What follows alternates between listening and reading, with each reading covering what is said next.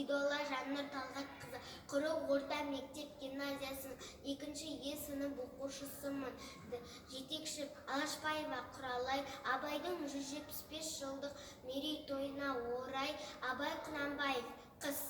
Ақ киімді, денелі, ақ сақалды, соқыр мылқау танымас тірі жанды, үсті басы аққырау, түсі суық, басқан жерді сықырлап келіп қалды.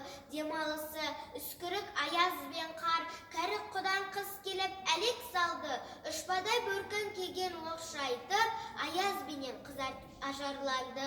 Бұлттай қасы жауып екі көзін, басын сілкісе қар жауып мазаңдалды.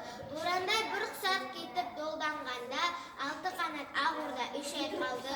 Әуес көріп жүгірген жас балалар, беті қолы домбығып үсіп шалды.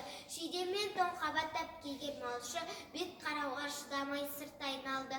Қар кеткенге қажымас қайран жылқы, титығы құруына тез тақалды. Қармен бірге тұмсығын салды қасқыр, малшыларым қорқылма итке малды.